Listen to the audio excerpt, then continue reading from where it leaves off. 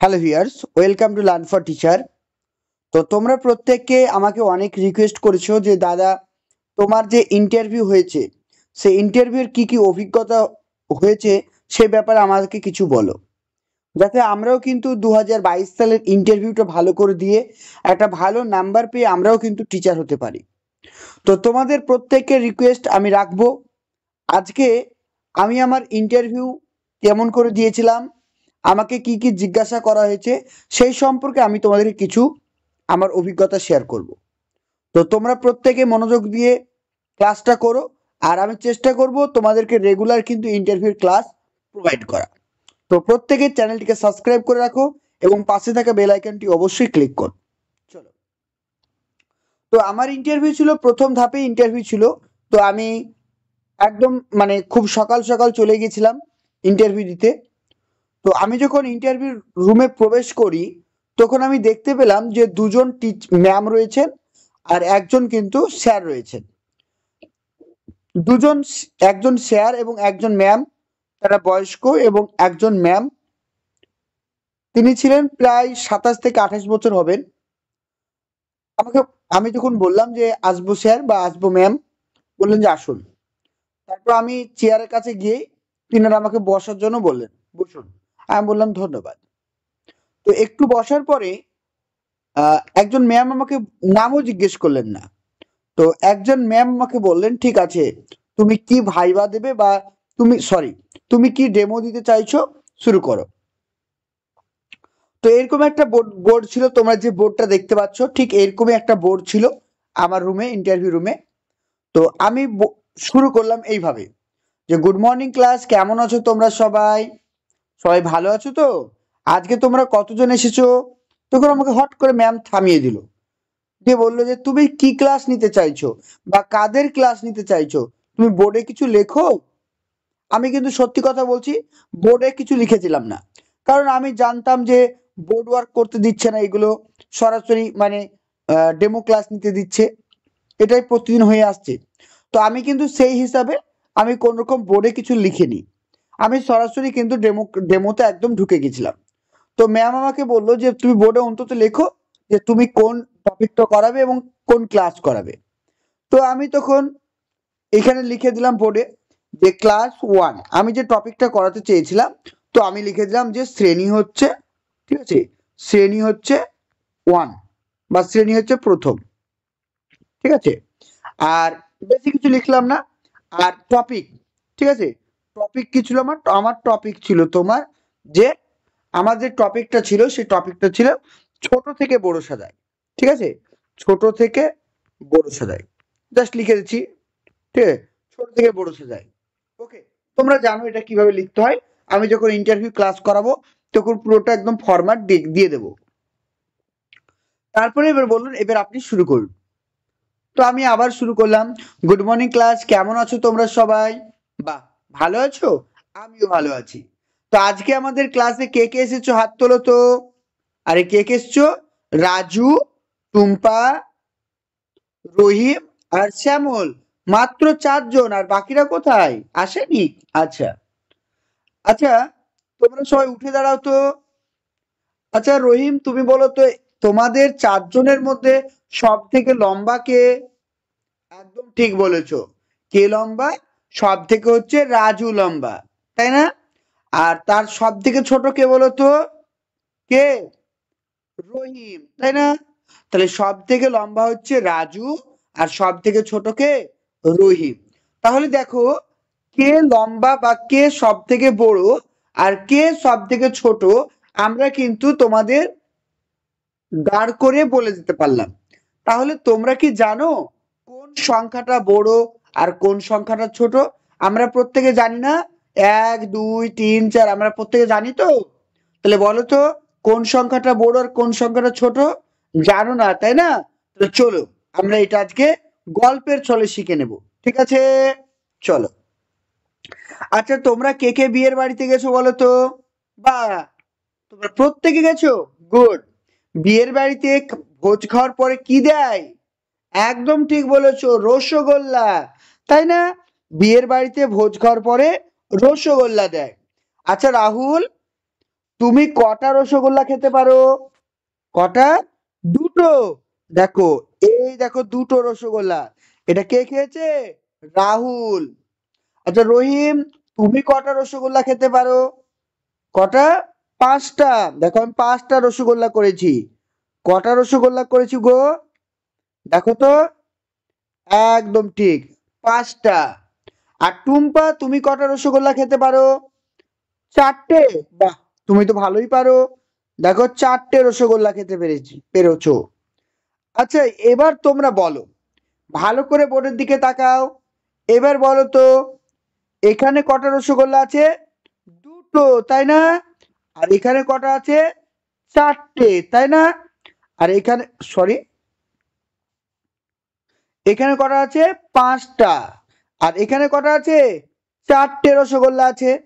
এবার তোমাদেরকে আমি জিজ্ঞেস করছি, বলো, বলো তো কোন রসগোল্লাটা দেখতে অনেক বড় লাগছে? কোনটা? একদম ঠিক। সব থেকে বড় কোনটা লাগছে? পাঁচটাকে। আর সব থেকে ছোট কোনটাকে লাগছে? কোনটাকে? দুইটাকে। দেখো, এইটুকু এইটু ছোট। আর তারপরে কোনটা বড় বলো তো? ছোট থেকে কোনটা বড়? একদম ঠিক বলেছো, চারের ঘরের রসগোল্লা গুলো বড়। তাহলে রাহুল তুমি বলো, সব থেকে ছোট রসগোল্লা কোনটা? একদম সঠিক বলেছো, দুই। সব থেকে ছোট রসগোল্লা দুই। তারপরে একটু বড় কোনটা? টুম্পা বলো। ঠিক বলেছো, একদম চার। আর রহিম তুমি বলো, সব থেকে বড় রসগোল্লা কোনটা রয়েছে? পাঁচ। ঠিক বলেছো। তাহলে রসগোল্লা কোনটা বড়? পাঁচ বড়। তাহলে বলো তো, দুই, চার এবং পাঁচ, এগুলোর মধ্যে সব থেকে ছোট কোনটা? একদম ঠিক, দুই। আর সব থেকে বড় পাঁচ। তাহলে আমরা বুঝতে পেরেছি কিভাবে ছোট থেকে বড় সাজাতে হয়। তাহলে কালকে আমরা আরো ভালো করে জানবো। ঠিক আছে? আমি এই পর্যন্ত বললাম, এইভাবে করলাম। তারপরে আমাকে ম্যাম জিজ্ঞাসা করলো যে ঠিক আছে, আমি তোমাকে একটু অঙ্ক দিচ্ছি, তুমি এটা ছোট থেকে বড় সাজাও বা বড় থেকে ছোট সাজিয়ে আমাকে দেখাও। Okay ma'am. তো ম্যাম আমাকে এইভাবে অঙ্কটা দিল। বলল 2/3, একটা বললো 3/4, আর একটা বললো 4/5। এই সংখ্যাগুলি তুমি ছোট থেকে বড় সাজাও। আমি চট জলদি করে দিলাম মুখে মুখে। কিভাবে? আমি তো অঙ্ক জানি। কিভাবে জানি? এটা 4 × 2 = 8, 3 × 9। 4 × 2 = 8, 3 × 9, মানে 3/4 বড়, 2/3 ছোট। আবার কি দেখলাম? 3×5 = 15, 4×4 = 16। তাহলে 4/5 বড়, 4/5 বড়। কার থেকে বড়? এটার থেকে। এটা থেকে বড়, তার মানে 4/5 বড়। তার মানে এইটা। ম্যামকে আমি বলে দিলাম, ম্যাম 4/5 বড়, 3/4 ছোট, 2/3 তার থেকে ছোট। ম্যাম বুঝতে পারলো না, কারণ ম্যাম শর্টকাট বোঝে না। ম্যাম বলল যে আমি তো বুঝতে পারলাম না, তুমি আমাকে এটা ভেঙে ভেঙে দেখাও। ম্যাম বলল তুমি আমাকে এটা ভাগ প্রক্রিয়ার সাহায্যে ভেঙে ভেঙে দেখাও। তো আমি তখন ম্যামকে ভাগ প্রক্রিয়ার সাহায্যে জিনিসটাকে বুঝিয়ে দেখালাম এইভাবে। তো এইভাবে ম্যামকে আবার বুঝিয়ে দেখালাম অঙ্কটা। কিভাবে দেখো, বললাম যে দুই, এটাকে আমি কিভাবে দেখালাম দেখো। ম্যামকে আমি দেখালাম কি, যে 2 আর এভাবে 3। ঠিক আছে, 3 লিখেছি, দশমিক দিলাম, শূন্য দিলাম, 3×6 = 18 হলো। 3×6 = 18। আবার 2, 3×6 = 18, 3×6 = 18। জাস্ট একটা দেখালাম। তো ম্যাম বললো ঠিক আছে, ঠিক আছে। ম্যাম বুঝে গেল যে আমি পারবো। ম্যাম বললো ঠিক আছে।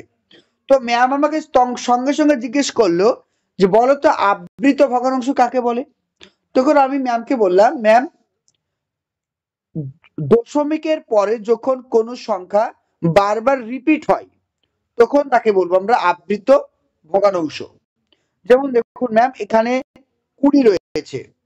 এই যে 2 কে যদি আমি 3 দিয়ে ভাগ করি তাহলে 0.6666 করে পেয়ে যাব। এটাকে আমরা বলবো কি? আবৃত দশমিক ভগ্নাংশ। ম্যাম ম্যাম বললো ঠিক আছে বসো। আমি বসে পড়লাম। তারপরে একজন ম্যাম আমাকে জিজ্ঞেস করলো যে আমাদের বর্তমান রাজ্যপালের নাম কি। তো আমি তখন ম্যামকে বললাম, ম্যাম আমাদের বর্তমান রাজ্যপালের নাম হচ্ছে সিভি আনন্দ। ম্যামকে বললাম সিভি আনন্দ, সিভি আনন্দ। তো ম্যাম বলল ঠিক আছে। তো পাশে একজন স্যার ছিলেন, তিনি আমাকে জিজ্ঞেস করলেন, আচ্ছা প্রেজেন্ট পারফেক্ট কন্টিনিউয়াস টেন্সের একটা উদাহরণ বলো। আমাকে বললো যে প্রেজেন্ট পারফেক্ট কন্টিনিউয়াস টেন্সের একটা উদাহরণ বলো। তখন আমি স্যারকে সঙ্গে সঙ্গে একটু ভাবলাম যাতে আমার কোন রকম ভুল না হয়ে যায়। তখন আমি বললাম যে I have been living here since 5 years. এইভাবে আমি ম্যামকে বললাম। তো ঠিক স্যারকে বললাম, তো স্যার বললো ঠিক আছে। তো সঙ্গে সঙ্গে আমাকে আর একটা প্রশ্ন জিজ্ঞেস করলো যে আচ্ছা স্থানীয় সময় কাকে বলে। যেহেতু আমার জিওগ্রাফিতে অনার্স ছিল, তো আমাকে কিন্তু জিজ্ঞাসা করেনি যে তোমার কোন সাবজেক্টে জিওগ্রাফিতে মানে অনার্স ছিল। হয়তো স্যারের কাছে কোনো ডেটা ছিল আমার ব্যাপারে, তো সেইভাবেই তিনি বলেছেন যে বলতো স্থানীয় সময় কাকে বলে। তখন আমি স্যারকে আমি যেটা বলেছি সেটাই আমি বললাম, হয়তো আমার ভুল হয়েছিল বা সঠিক হয়েছিল। আমি এইভাবে বললাম যে কোনো একটা অঞ্চলে অক্ষাংশের ওপর ভিত্তি করে যে সময় নির্ণয় করা হয় তাকে বলা হয় কি স্থানীয় সময়। আমাকে স্যার আবার জিজ্ঞেস করলো যে স্থানীয় সময় কাকে বলে। আমি আবার বললাম যে অক্ষাংশের ওপর ভিত্তি করে কোনো একটা নির্দিষ্ট জায়গায় অক্ষাংশের ওপর ভিত্তি করে যে সময় নির্ণয় করা হয়। তখন আমাকে স্যার ধরিয়ে দিল অক্ষাংশ না দ্রাঘিমাংশ। তখন আমি আমার ভুলটা বুঝতে পারলাম, সরি স্যার আমার বলতে একটু মিস্টেক হয়েছে, স্যার দ্রাঘিমাংশ হবে। স্যার একটু মুচকি হাসলো। তারপর আমাকে বললো ঠিক আছে আপনি এখন আসুন। তখন তারপরে আমি স্যারকে বললাম যে ধন্যবাদ স্যার এবং ধন্যবাদ ম্যাম, এই বলে আমি কিন্তু রুম থেকে প্রবেশ করলাম। আমি কিন্তু অনেক আপসেট যে আমার দু জায়গায় ভুল হয়ে গেল। বোর্ড ওয়ার্ক আমি ঠিকঠাক করতে পারিনি, কারণ ওই যে শ্রেণী ক্লাস এগুলো আমি না লিখে শুরু করেছিলাম। আর আবার আমাকে স্যার যখন প্রশ্নটা করলো তখন আমি একটু কনফিউশনের মধ্যে ছিলাম, সঠিকটা বলতে পারিনি। জানি না ভালো দেবে কিনা, আমি এটাই সবসময় ভাবছিলাম। কিন্তু যখন রেজাল্ট পাবলিশ হলো প্যানেলে, তখন আমি দেখলাম আমি কিন্তু খুব দুর্দান্ত নাম্বার পেয়েছি। আমার ভুল হওয়া সত্ত্বেও আমি দেখলাম 10-এর মধ্যে আমি কিন্তু 9 পেয়ে গেছি। 10-এর মধ্যে কিন্তু আমি কিন্তু 9 পেয়ে গেছি। বোঝা গেল? আমার একাডেমিক ছিল প্রায় 26.58 মতন, ঠিক আছে। কিন্তু এই 9 যোগ করে আমার হয়ে গেছে 35 পয়েন্ট, বেশ কত হয়েছে 5 সামথিং হয়েছে, ঠিক আছে আমার স্কোর ছিল। তো আমার র্যাঙ্ক ছিল জেনারেলে ওয়াল মানে স্টেট মানে ওয়েস্ট বেঙ্গল আমার র্যাঙ্ক ছিল 1090 মতো, ঠিক আছে 1090 মতো। আর আমার মুর্শিদাবাদ ডিস্ট্রিক্টের র্যাঙ্ক ছিল 97। ওকে 97 র্যাঙ্ক হচ্ছে। হয়তো এখানে আমার 9 না হয়ে হয়তো 9-এর কাছাকাছি হবে, হয়তো এই মুহূর্তে আমার মনে পড়ছে না, কিছু একটা হবে বাস নিয়ার অ্যাবাউট, বোঝা গেল নিয়ার অ্যাবাউট 9-এর কাছাকাছি। তো এই ছিল। এখন আমার বর্তমানে পোস্টিং আমার বাড়ি থেকে, এখন বর্তমানে পোস্টিং আমার বাড়ি থেকে মোটামুটি 18 কিলোমিটার, ঠিক আছে 18 কিলোমিটার দূরে। আহ, আমার আমার মুর্শিদাবাদ ডিস্ট্রিক্টে আমার ব্লকের নাম হচ্ছে হরিহরপাড়া। ওকে হরিহরপাড়া ব্লক, সেখানে হরিহরপাড়া ব্লকই পোস্টিং। তো আমার যে টাইম স্কুল টাইমটা হচ্ছে মর্নিং মর্নিং 7টা থেকে প্রায় 10টা পর্যন্ত। মর্নিং টাইম 7টা থেকে 10টা পর্যন্ত মর্নিং টাইম, কারণ আমার মর্নিং শিফটে ক্লাস হয়। মানে এটা কিন্তু আমার মানে মানে রেগুলারলি, মানে শুধুমাত্র যে গ্রীষ্মকাল বলি না, রেগুলারলি। তো তোমাদের জন্য প্রত্যেকের শুভকামনা রইল 2022-এর জন্য। তোমরা প্রত্যেকে প্রস্তুতি নাও। আমি তোমাদেরকে যথেষ্ট পরিমাণে হেল্প করার চেষ্টা করব যাতে তোমরা সঠিক গাইডেন্স পেয়ে তোমরাও কিন্তু ভালো স্কোর করতে পারো। ওকে, থ্যাংক ইউ।